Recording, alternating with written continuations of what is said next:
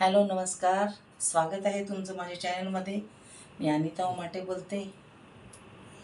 खूप अशा घटना घडायला लागल्यात ना, आपण त्याची कल्पना पण करू शकत नाही, है ना. तुम्ही महाभयंकर सुद्धा म्हणू शकता त्याला. अशा घटना या आधी पूर्वी कधी घडल्या नव्हत्या, त्या घटना घडायला लागल्यात. तर कसं आहे, लग्न म्हणजे हे देवादिकांपासून चालत आलेले एक परंपरा आहे. ती नैसर्गिक आहे. लग्न हे सर्वजणच करतात, असे क्वचितच आहेत बिना लग्नाचे. तर लग्न म्हणजे काय, फक्त त्या लग्नामधून जर शारीरिक अटी लग्नाच्या बंधनाच्या ज्या अटी असतात, शारीरिक संबंध हा भाग जर वगळता ह्या अटी काढून टाकल्या तर ह्या जगात कुणीही लग्न केलं नसतं. कारण शारीरिक संबंध हे वासनापूर्तीचं एक भाग आहे. लग्नानंतर नवरा बायकोचे जे संबंध असतात ते एक वासना असते आणि ती शरीराला गरजेची असते. मग लग्न झाल्यानंतर हे प्रत्येक स्त्री आणि पुरुषाचे शारीरिक संबंध येतातच.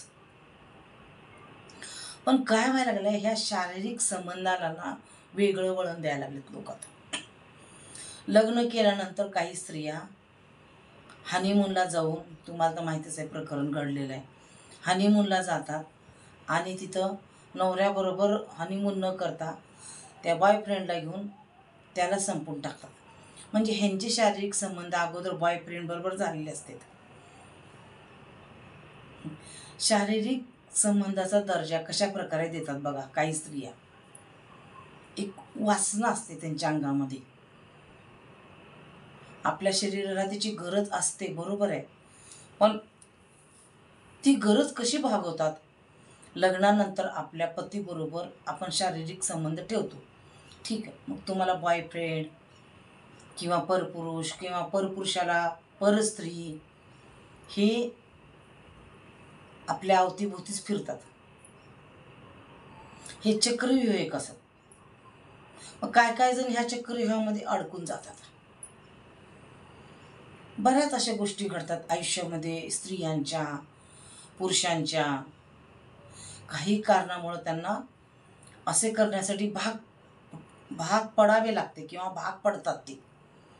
तर काही जण काय करतात, जाणून बुजून प्रेम करतात, बॉयफ्रेंड करतात, इकडं लग्न पण करतात. मग ह्या काय म्हणायचं, ह्या संबंधाला शारीरिक संबंध तुम्ही नवऱ्यावर ठेवता का बॉयफ्रेंड बरोबर ठेवता? तुम्ही दोघांबरोबर ठेवत असाल तर नवऱ्याला मारून टाकण्याची काय गरज आहे, हा प्रश्न येतो शेवटी. किंवा तुला नवरा नको आहे, त्याच्याबरोबर राहायचं नाही, तर लग्नच करायचं काय गरज आहे? तुझ्या शरीराची भूक ही एका बॉयफ्रेंड बरोबर भागत असते. तुला सुख सोयी, तुला हवं नाही काय, जे पाहिजे ती वस्तू, घर दार, सगळं सुख त्या बॉयफ्रेंड करून मिळत असतं.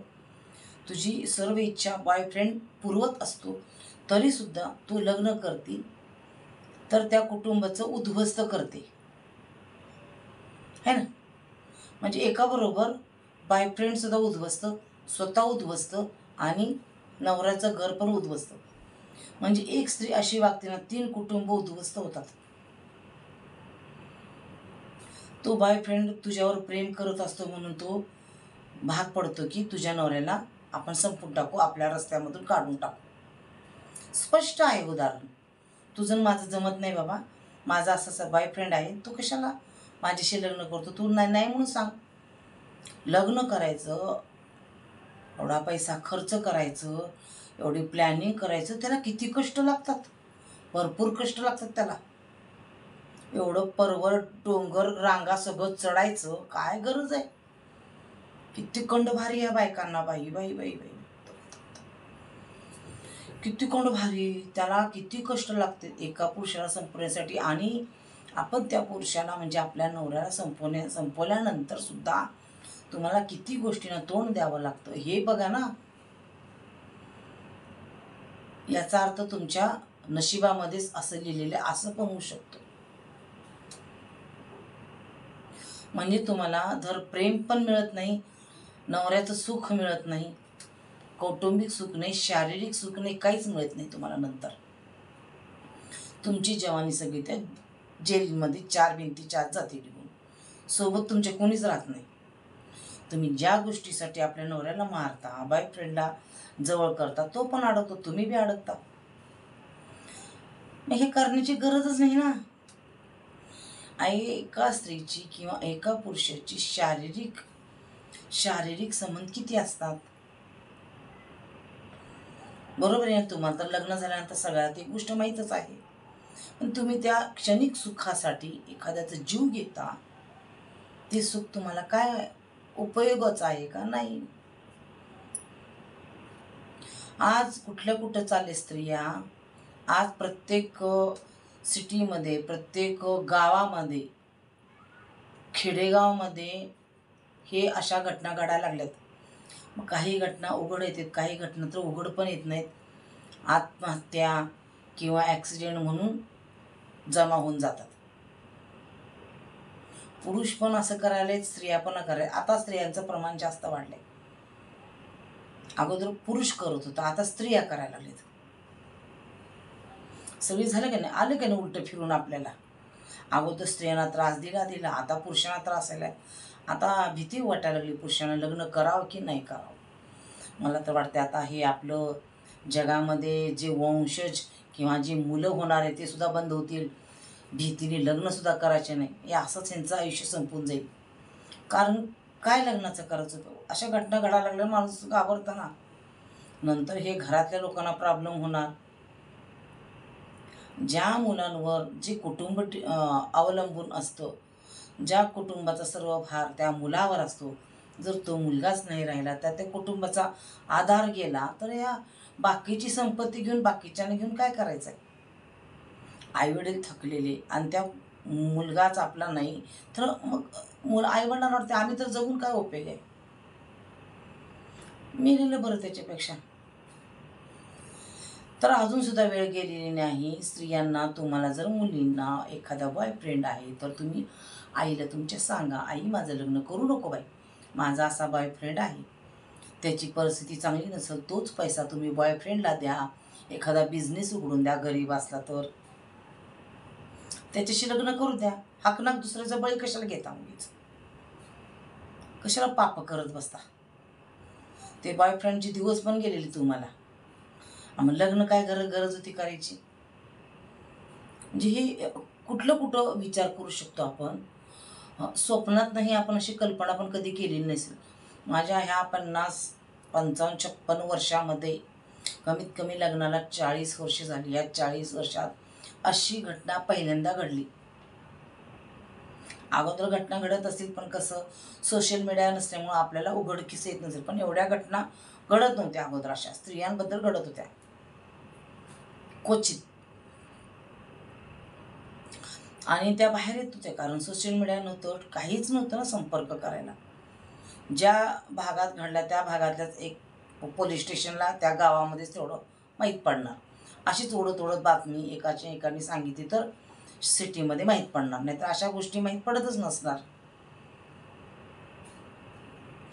त्यामुळं तुमची बॉयफ्रेंड असेल तर तुम्ही सांगा, बॉयफ्रेंडकडे लग्न करा. अरे किती सुंदर जीवन आहे, किती छान दुनिया आहे, आपलं आयुष्य किती सुंदर आहे. आणि आपल्याला माणूस जन्म एकदाच येतो, माहीत नाही पुढचा जन्म माणूस येतो का काय येतो. मनुष्य जन्म येतो खात्री नाही या. ते मंगळ काय असेल ते बघा ना, करा ना. त्या पुरीला मंगळ होता म्हण, त्या पुरीला मंगळाचा मला पण माहीत नाही, पण मंगळाचा असतं म्हणे काहीतरी दोष असतो, ते लागू होतो त्या कुटुंबाला, 100% लागू होतो. एक तर मुलं त्या आईवडिलांपासून खूप दूर निघून जातात. ज्या मुली मंगळाच्या घरी आले असा ऐकण्यात आहे माझ्या, मुलं खूप दूर निघून जातात. जे मंगळाची मुलगी समजा आपण केली तर त्या मुलगा आईवडिलापासून त्याच्या कुटुंबापासून खूप दूर निघून जातो आणि नंतर पूर्ण संपर्क त्यांचा तुटून जातो. असं होतं.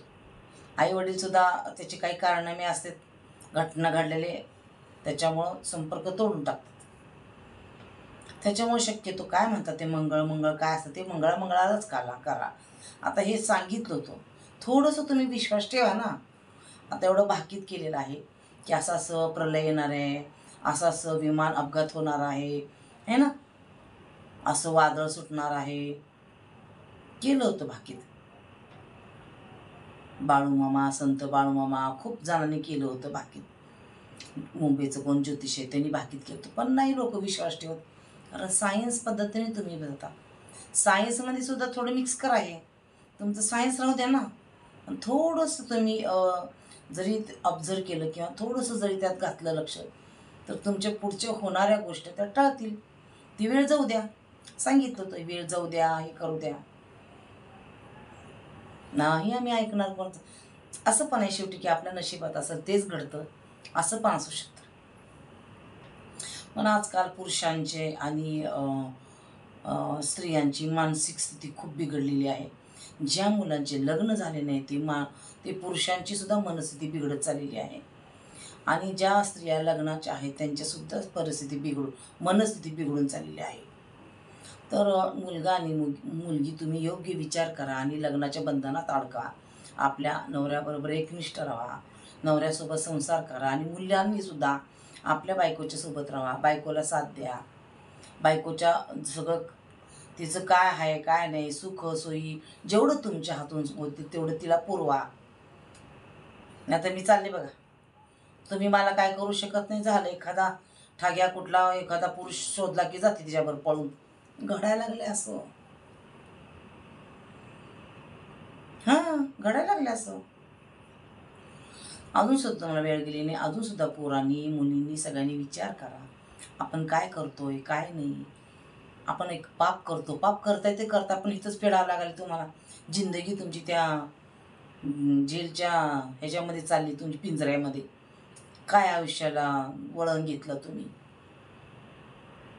मला एवढं सांगायचं आहे तुम्हाला, शारीरिक असतात आपलं संबंध, ते टिकवण्यासाठी आपल्या नवऱ्याबरोबर प्रयत्न करा. शेवटी आपला नवरा आहे तो. कितीही केलं तर तो बॉयफ्रेंड असतो, कितीही केलं तर दुसरा पुरुष आपल्या नवऱ्यासोबत राहा. पटत नाही तर पटत नाही म्हणून सांगा, है ना. आणि एखादा जीव घेऊ नका. खूप व्हायला लागलेत असे प्रसंग आता. त्याच्यामुळे भीतीचं वातावरण निर्माण झालं आता मुलांमध्ये. लग्न करावं का नाही करावं, परत सोनम आणि ते कुठली मुस्कान तयार व्हायची एखादी, असं भीती वाटते त्यांना. चला मग, गुड नाईट सगळ्यांना, शुभरात्री. खूप रात्र झालेली आहे. दिवस मला व्हिडिओ काढायला जमत नाही, गोंधळ असते घरामध्ये. आता सगळे झोपले शांत म्हणून मी व्हिडिओ काढलेला आहे.